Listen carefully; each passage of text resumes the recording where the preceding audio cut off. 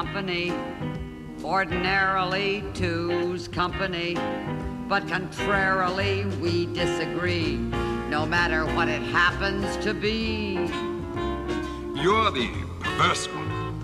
I agonize Night and day with you. to compromise. There's no way with you. I wish I had picked a large boa constrictor, my friend. Are you trying to tell me something? You're the perverse one, two's company. Indisputably. Two's company. Irrefutably. How we embark on old Noah's Ark, pair by pair. Not so loud. So ask me whose company. Whenever I choose company. I gotta say, two's company. Except for this affair. You give me mal de mer. Do you know what that means? Could we let in some fresh air? No, madam. Au contraire.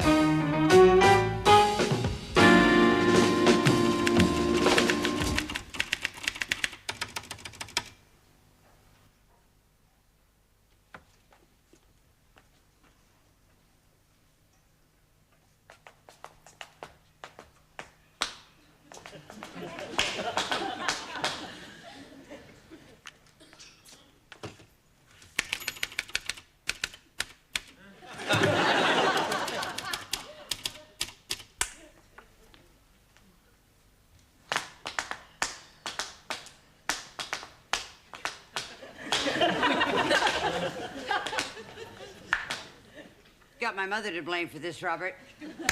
She thought I was a better dancer than Shirley Temple, and that was even before I learned to take lessons. I hope it's not one of your hobbies, madam. What's the matter? Don't you like Shirley Temple? My living room is directly beneath, madam. I'm sure you will agree that the noise could be quite irritating if I happen to be playing a Beethoven string quartet. You do work for me, don't you, Robert? Sometimes I get a little confused. No, I'm sure you'll agree that it would be a sacrilege to damage expensive flooring. It was polished only yesterday by Mrs. To hell with Mrs. Percy. If I want to tap dance, I'm going to tap dance. Besides, Mrs. Percy is paid to polish this floor. Yes, madam. To polish, not to remove indentations. Now, Robert, now listen, let me explain. I'm on chapter 4 in my book, and I'm stopped. I mean, actually stopped to try to find a way of how to get information out of East Berlin. You see, the secret chief of police is in love with a tap dancer, and she's a member of the CIA. But the problem is that he looks like Godzilla and she looks like Raquel Welch. So Well, could it be, madam, that she permits Godzilla to make love to her, gets the required information, and taps out the message in Morse to a waiting CIA man who happens to be her lover? How did you know that? Most original, madam. Wait a minute. Now, did Shakespeare worry about originality? I mean, what's so original about Boy Meets Girl? I beg your pardon? Romeo and Juliet. I wasn't criticizing, madam. Boy, oh boy, oh boy. Ever since the British helped the Americans win the war in Europe, you can't... The British bore the brunt of the fighting in France. Are you kidding? If it wasn't for us, you'd still be waiting ashore in Normandy. Your Montgomery had no imagination. I served under Monty, madam, and I have the highest possible regard for him. Why? Did you like your cooking? I was in the infantry, madam. A private. A captain. My brother was a colonel under General Patton. And did he ever get as far as Europe, madam? He happened to have won 2 Purple Hearts. Perhaps he had a recurrence of the flu. Ho, ho, ho. What's that supposed to mean? From my experience, madam, the Americans appear to have been decorated every time they managed to successfully combat a cold. My goodness, we do happen to be in a devastatingly witty mood this morning, don't we? Yes, thank you, madam. I must talk to you yet again, madam, about the housekeeping. Go ahead, it's a free country. I must have some more money. How much? Another £5 a week would suffice. £5? Robert, I don't own North Sea oil. I just write books for a living. Then you really must curtail your entertaining, madam. And you've got to learn to live within my budget. But you gave 2 dinner parties last week. Yes, and I'm giving 2 more. One tonight and one on Friday night. It's your own fault, Robert. The word's out. Dorothy McNabb's got the best food in town. Thank you, Now listen. Friday night, I'm giving a dinner party for Senator Culpeper. Senator Culpeper? Yes. You see, they've asked me to wine and dine him so I can get his vote on the tax allowance bill for authors domiciled abroad. You wish him to be treated as a VIP, madam? Well, of course, Robert, to get his vote. Then I really must have some more money. You know, I fell for your sob story last week, and I gave you an extra £1.50. Now you're asking me for £5. I do have a standard to maintain. But you maintained it last week. Only by subsidizing the housekeeping with my own money. Which proves one of two things. Either you're a lousy housekeeper or I'm paying you too much money. So you refuse to give me any more money? Flatly. Very good. I won that round, didn't I, Robert? Robert! I just won an argument, and I feel terrific. Wasn't it your Winston Churchill who said, in victory, magnanimity? I notice, madam, you had to rely on the words of an Englishman to express your sentiments. Oh, now, wait a minute. What are you talking about? His mother was an American. Yes. A very strange lady. Well, what about his father? He went nuts, didn't he? Hardly surprising, was it, madam? No good. You're not going to upset me, Robert. I'll get that. The only thing you're going to stir up today is the soup. Hello. Hi, Barbara. Oh, darling, that's sweet of you to call. Yeah, it was a fun party, wasn't it? I'll say. He slings a pretty mean hash, doesn't he? What? Robert? Attractive? I guess so. I never really thought about it. Oh, come on, Barbara. He's not that good looking. Matter of fact, I find him rather irritable at times. I have a sneaking suspicion he's anti-American. Excuse me just a minute, Barbara. I gotta make a note. Keep Robert away from the senator on Friday night. I'm sorry, darling. I was just kidding. What? Uh-huh. What are you talking about? Robert? Leaving me? You've got to be kidding. Well, I don't give a damn what you've heard. I'm telling you one thing, Barbara, and I'm telling you once and for all. Robert is mine. I found him, and he's staying right...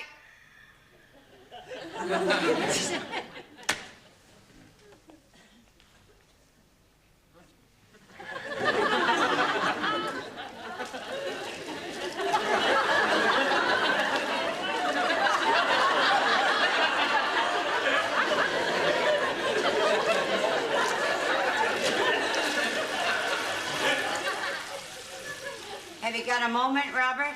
Why, madam? I'd like to have a word with you. I am preparing the luncheon, madam. Oh, sorry, I'll send a telegram. You do like to eat sharp at 1 o'clock, madam. No, you like me to eat sharp at 1 o'clock. So you can have the rest of the afternoon off. You know, you're very sneaky, Robert. You remind me of the spy in my book. I hope you're not going to tap out your message to me, madam. Oh, no. No more tap dancing, Robert. I am grateful about that, madam. I doubt very much whether the kitchen floor would stand up to it. Robert, you are reasonably happy here, aren't you? I do happen to be rather peeved, madam.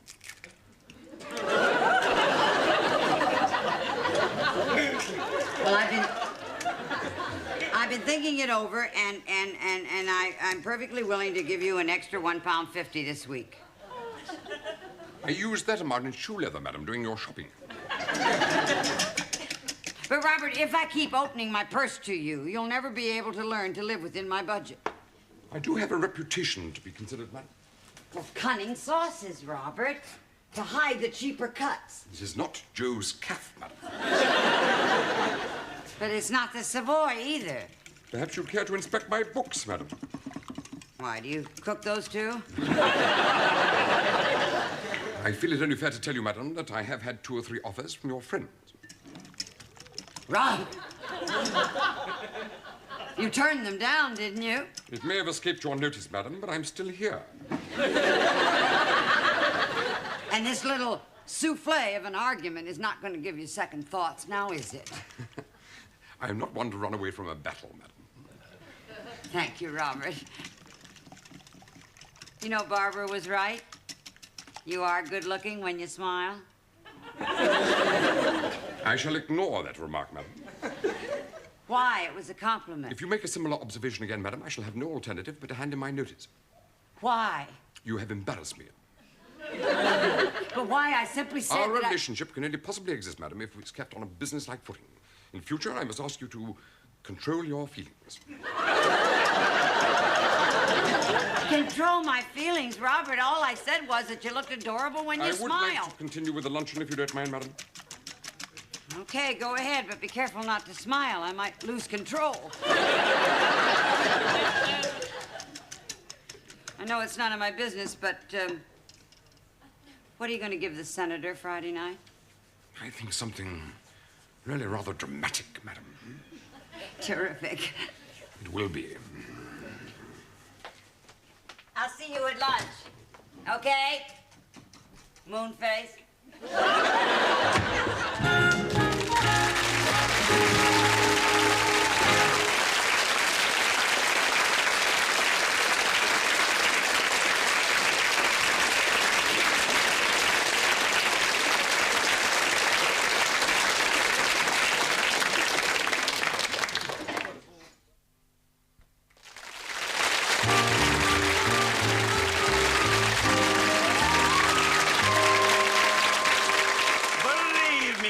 The poverty I've seen on this world tour has made an indelible impression on me. We must eradicate it from the face of the earth. That'll be my message to Congress. When do you eat in this house? Oh, now, don't be impatient, Ed. Believe me, it's well worth waiting for. Well, I've been looking forward to this dinner ever since I finished my lunch. Your butler sure knows how to mix a dry martini, Daddy. Yes. Isn't he marvelous? I mean, they're really terrific, aren't they, Claire? Well, I must admit I've never tasted scotch like this. Careful now, Ed. 2 or 3 of Robert's scotches and you'll start to hear bagpipes in the distance. I just love the bagpipes. Ed, if I could have a word with you about the tax allowance bill, I know Is his cooking as fantastic as all our friends have made out? Well, I even go so far as to say it's better. What's he like as a man? I want what? Robert. As a man? Well, he's terribly British. Well, I guess that's better than nothing. Wouldn't you agree, husband? I call him that out of nostalgia. No more drink for you. You're drunk. No. Now, come on, Ed. She's only had 3 martinis, but who's counting? Now, listen, if we could get back to this tax It would be a better meal than I had in Paris. Each of the 7 courses was a gourmet's dream. Now, what were we talking about before I got on my favorite subject? Oh, my God, I forgot. Wait a minute now. It was the tax allowance bill for authors domiciled abroad, wasn't it? Poverty. Surely it's not beyond the wit of man to find a cure for it. They did for malaria. Allow me to refill your glass, Senator. Oh, but I've just this minute finished it. That man has extrasensory perception. I didn't even hear him come in the room. That's my sneakers. Robert, what time is dinner? In 2 3/4 minutes, madam. Did you hear that, Ed? Robert, have you ever met your royal family, Robert? I once had the privilege of pouring their sherry, madam. My, that's wonderful. Tell me, Bob, are you interested in politics? As a matter of fact, I am, sir. No, Robert has no opinion on politics. No. None whatsoever. No, he really doesn't. He must have. Everybody has. What was she like? Who, madam? Your queen. Most charming, madam. He's met his queen. I think that's beautiful. What are your views on American foreign policy, Bob? Well, the American foreign policy, sir. Robert just sticks to souffles, don't you, Robert? I mean, he just doesn't want to get involved, Ed, do you? Oh, he must. It's his duty. After all, he's a human being who happens to be born into democracy. That means he's entitled to speak his mind. Well, maybe after dinner we could all Well, sit... let me have it. Straight from the hip. Both guns blazing. Did she thank you? For what, madam? Pouring the sherry into her glass. No, madam, but she did smile. Gosh. Don't interrupt, Claire. This is government work I'm on. Now, American foreign policy. Let me have the truth. Rather reminiscent, sir, of the Marx Brothers. Marx Brothers? Yes, sir. Most amusing. Robert, what about the dinner? Yes. No. I want to know what he finds so amusing about our foreign policy.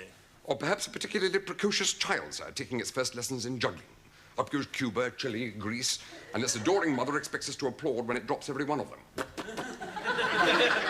Robert! Just who the hell does he think he is? Well, you did ask him to fire from the hip, Ed. Well, not while my back was turned. Anyway, I wanted the truth, not a blazing collection of comic cliches. Oh, now, don't be angry, Ed. I'm sure you'll see him in an entirely different light after you've tasted his cooking. Well, besides, it didn't make any sense. There ain't nobody at the State Department that looks like Groucho. No, of course And not. nobody at the Pentagon who talks like Chico. And he was kidding. And certainly there ain't nobody at the Senate as dumb as Harpo. Well, I don't know about that. Gosh, I'd like to get him in front of a congressional inquiry. Dinner is served. Terrific. Bobby, may I have just one more teeny martini? My martinis are rather potent. If my wife wants another drink, she gets another drink. I shall be serving wine, sir. She asked for a dry martini. With respect, sir, if she has any more, she'll have to be carried out. Well, then we'll carry her out, Robert. I mean, it's all part of the job. You give her whatever the hell she wants, all right? You think I should have another teeny martini? No, Then I shan't have another tiny martini. ma'am. Most wise, ma'am. Well, is that settled? Is this how your queen smiled at you? Yes, ma'am. Gosh, I smile like Queen Elizabeth. Which one?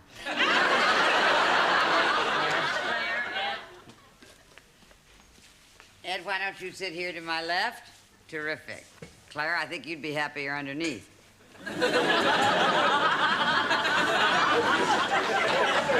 You realize you've made my wife drunk. If you'd warned me, sir, that she'd already been imbibing, I would have made my martinis less potent. Well, here we go. Another trip to dreamland.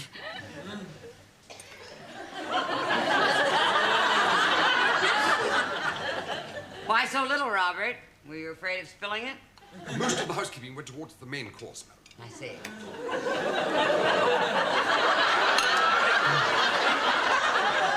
My, that was good. Is there any more? I'm afraid not, sir. No more. Robert wants to make sure we have lots of room for his pièce de résistance, don't you, Robert? But I want some more. My soup. Well, I didn't think you wanted it. You stole my soup. It's like a drug. The more you have, the more you want. Ed, Yeah. if we could, just for a moment, talk about the tax. Oh, There it is. Now, what were you saying about the author's tax Oh, bill? my God, I completely forgotten that. What the hell is that? Roast leg of lamb, sir. It looks more like roast leg of Tweety Pie. What is he playing at? Is that the main course, Robert? I'm trying to learn to live within your means, madam.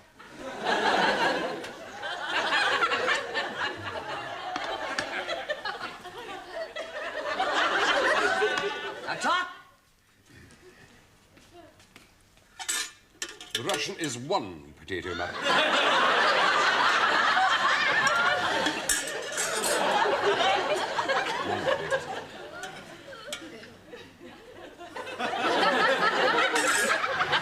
One potato.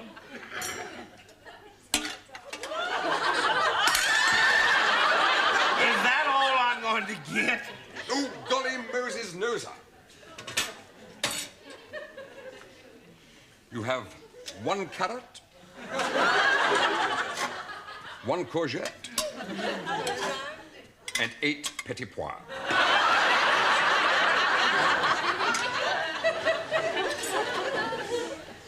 Eight petit pois.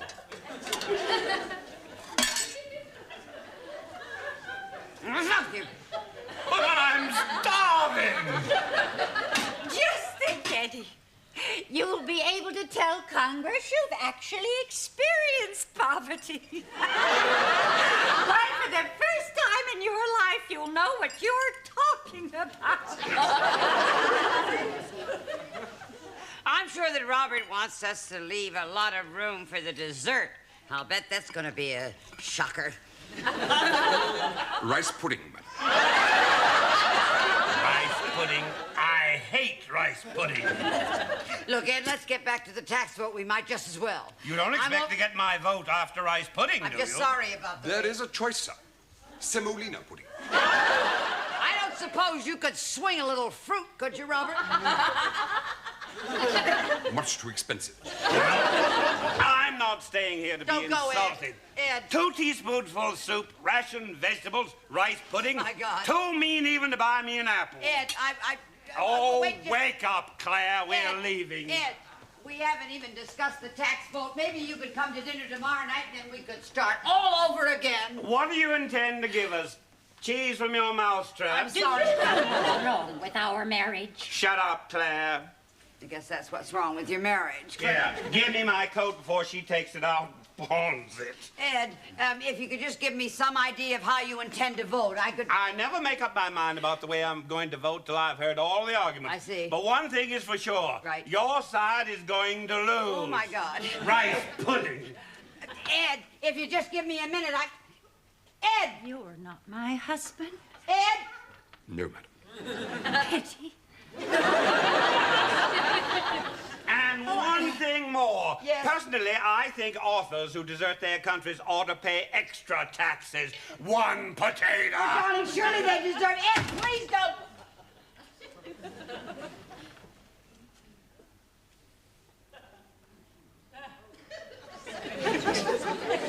Well, you're fired. I do apologize most sincerely, madam. There was nothing left in the housekeeping you... I don't want to talk about the housekeeping money. I feel you ought to know, madam, that I did make certain discreet inquiries from a colleague of mine who works in Grosvenor Square. And I found out that the senator had made up his mind before he arrived this evening to vote against your bill.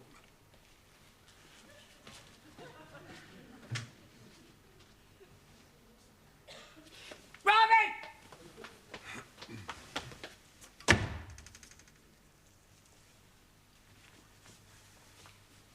Robert, Yes, ma'am. could I do the shopping tomorrow? Why, madam? Well, I just thought that if I did the shopping tomorrow and I so much as save 1 penny on what you tell me it costs to run this house, then I'm telling you again, Robert, you are definitely, without any doubt, fired! Thank you so much, madam. And incidentally, I'm starving!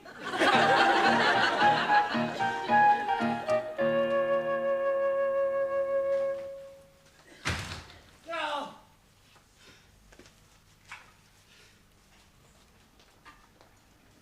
I do hope you're going to include that taxi fare, madam. What's the matter, Robert? Are you worried? Not at all, madam. You know, I saw you spying at me from the window. Not spying, madam. Observing. You're a sneak, you know that, Robert? I hope you've kept the bills, madam. I don't need any bills. But I must insist on corroboration. But you don't need corroboration. I'm telling you right away, off the top of my head, you've won. Hands down. You know, when I asked the price of tomatoes, I asked them if I owned the island. And then when they told me the price of the soap powder, I said, could I write you a check? And then, when they told me how much the coffee was, well, I just asked to see their hire purchase agreement. I did tell you, madam.